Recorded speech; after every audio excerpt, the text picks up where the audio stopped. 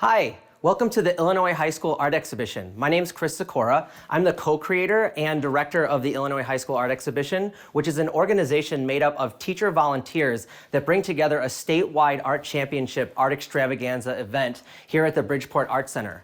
The show involves two major exhibitions, including the Senior Scholarship Exhibition and the General Exhibition, which is where we're at right now, that involves artworks of over 1,000 different students from across the state that shows the power that art has in their lives and the importance that it is in their educational and development as human beings.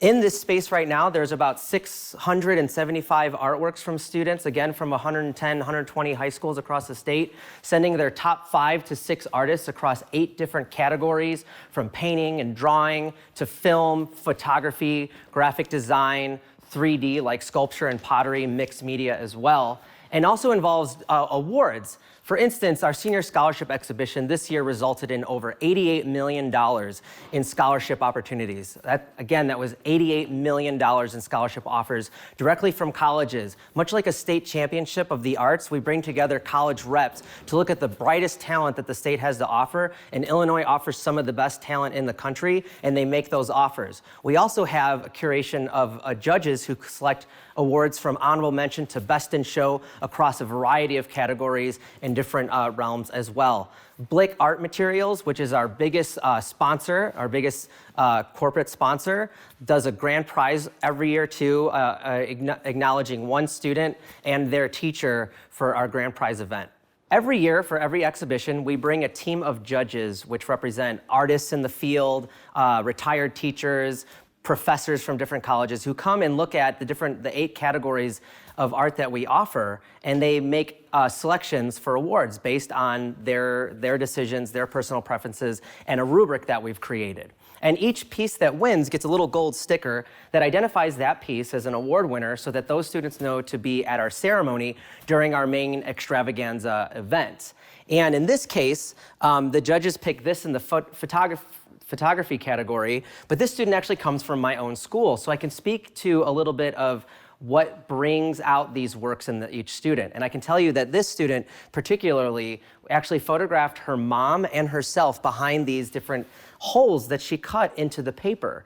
And she was actually trying to make a comment about aging and family and things like that, but what is conveyed is not necessarily the specific of what she was intending to do, but it's still powerful. And when the judges are walking around looking at what we consider to be every single piece is a winner in this space just by being in a professional gallery, prestigious gallery such as this, but that when the judges are walking around, they're looking for a little bit more story. They're looking for a piece that not only amazes them from the technical side, the mastery of it, but also the concept and the symbolism. And with this student, they did have a story that they are trying to convey. Whether or not that comes across, the idea and the feeling and the power is definitely expressed in the piece, and that might be why the judge makes this selection.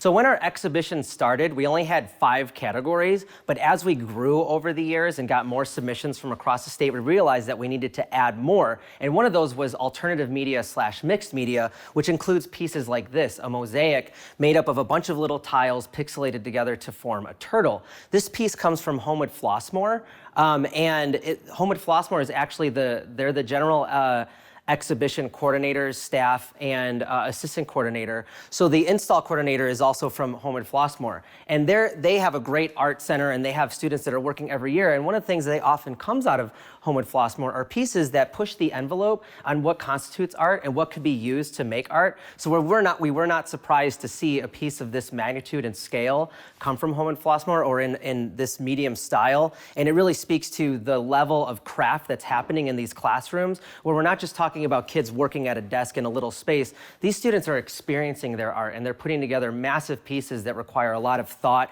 and process and space. So every once in a while, there's a piece that kind of knocks everybody's socks off and really shows the power of what's happening when these students are making the work, that shows the freedom of exploration and the cognitive development that's happening, and then also the mastery of technique. And this piece is a great example. I mentioned that this show is judged by judges across different areas, but we also have different awards, such as a Social Justice Award. We have the Grand Prize, which is a Blick Award. And we also have our category awards, which include sculpture, which this piece was in. again, every one of our judges selected this piece as their top award, as like best in show and sculpture. Our Blick judges wanted it, and then our social justice award choices also were really highly looking at this piece, but we only allow our students to win one award. So this piece really stands out as like a crowning achievement in the exhibition and the power of what's happening and what students can make. If you get really close, you can see that this dress is not only wearable, but it was made by inner tubes from bike tires and then lots of beads put together.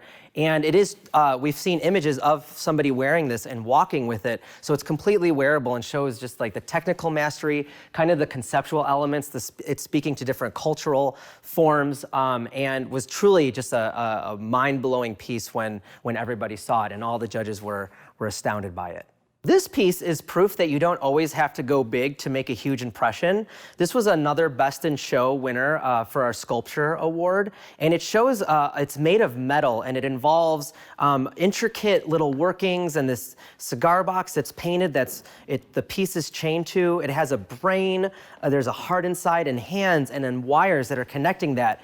And it was, our judges picked it for Best in Show, and myself, when I was looking at it and tagging these pieces for the winners and putting them in our presentation, I didn't even realize when I looked close of what it was saying. So by using the brain, which is representation of the head, and the heart, and the hand, it's actually a symbolic of art, which one of the best definitions I've ever heard of art is that art connects the head, the heart, and the hand. So the conceptual elements, although smaller and maybe easily overlooked, were still as powerful. And the piece really spoke to the judges. And then that technical mastery of the metals, showing the experimentation with different mediums that students are doing in our different fields across the state in these classrooms, really comes together for a powerful message. Like I said, not every piece in here wins a IHSAE award, but we consider all the students to be winners. I mean, they get to have a high quality art education experience while they're developing as humans that I think is winning enough. But there's a lot of pieces that don't win awards that really speak to the power of what students are going through or the pieces that they're making. We just only have so much money and so many prizes that we can give out. And this particular piece from Naperville North is a book, and it shows the student made this book by hand, and there's these different pages that show the process, that show the artistic process, kind of like a journal of art making. And if you go through, you can read each page. That might not have stood out to a specific judge, but it really makes a powerful statement of how these students are crafting these ideas, what's thinking, and how the process that they're going through really is the power, is the art. So I really highly recommend, if you get a chance to check it out, to look at all the pieces, not just the award winners, because every piece in this exhibition is very powerful and speaks to something in the students' lives. So a lot of times pieces that are entered in our show have a very powerful statement to make, and we're really happy that we had a social justice organization come together. It's called the Art of Influence, Breaking Criminal Traditions, that actually makes an award offer to students, and it gives them an internship.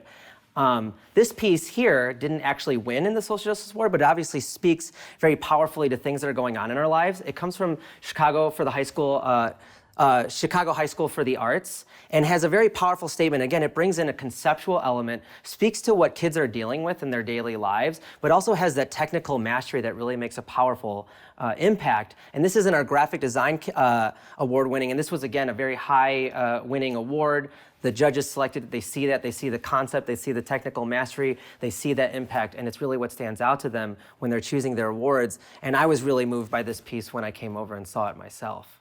So this piece from Hoffman Estates was a winner in the drawing category, and it really speaks to the category decisions that we're making when we're breaking art into these arbitrary categories of drawing and painting. And this piece was a winner in drawing, but there was actually a conversation about where does it belong? Is it a drawing? Is it a painting? You can obviously tell that there's a lot of painting in the background, and then there's marks made that look to be made by maybe a marker or a paint marker, but it won in drawing because of the mark-making quality. And when the judges were talking about it and selecting the pieces, and our lead judge coordinator actually was saying, no, I think that this piece does speak to drawing, but you can see how it's difficult sometimes to put a work into a category. We often joke that we shouldn't actually have categories, that we should just judge it. It would just be, with thousands of artworks in the show, it would be almost impossible to have judges pick winning works across different, without having these categories. But it helps to narrow the field that judges are looking at and make their decisions. And this piece is really powerful in its mark-making qualities. So this painting from a student at Homewood Flossmoor is the first thing that you see when you walk into the gallery. And a lot of that is because of the scale and size of it,